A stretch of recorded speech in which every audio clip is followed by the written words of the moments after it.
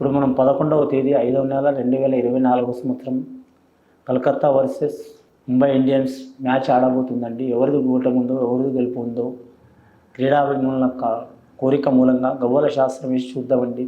ఎవరి విజయం ఉందో ఎవరిది అపజయం ఉందో, ముంబై వారి ఉందా లేదా కలకత్తా వారి ఉందా చూద్దామండి.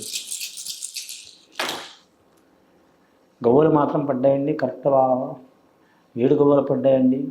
ముఖ్యంగా మాత్రం కలకత్తా తరపు నుంచి మాత్రం చాలా వరకు ఓపెనర్లు కూడా రాణించే అవకాశం ఉందండి. దుర్భేద్యమైన బ్యాటింగ్ పరంగా, అలాగే బౌలింగ్ పరంగా, అలాగే కలకత్తా తరపు నుంచి చూడాలంటే ఓపెనర్లు కూడా మాత్రం చాలా వరకు కీలకంగా ఉన్నారండి.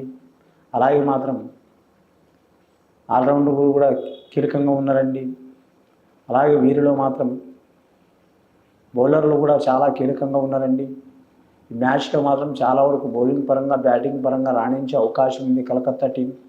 అలాగే వారితో ఆడే team MI team Hardik Pandya సారథ్యంలో చాలా వరకు మాత్రం రాణించే అవకాశం ఉంది. రోహిత్ శర్మ ఆట తీరు పరంగా, అలాగే రింకు సింగ్ ఆట తీరు పరంగా, అలాగే బూమ్రా ఆట తీరు పరంగా కీలకంగా రాణించే అవకాశం ఉందండి.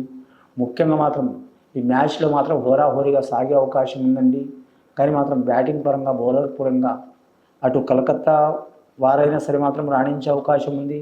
ఇటు ముంబై వారు కూడా మాత్రం బ్యాటింగ్ పరంగా, బౌలింగ్ పరంగా రాణించే అవకాశం ఉంది. పవర్ ప్లే అలాగే టాస్ కీలకంగా మారే అవకాశం ఉంది.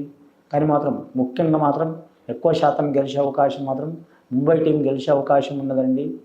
హార్దిక్ పాండ్యా సారథ్యంలో ముంబై టీం గెలిచే అవకాశం ఉన్నదండి.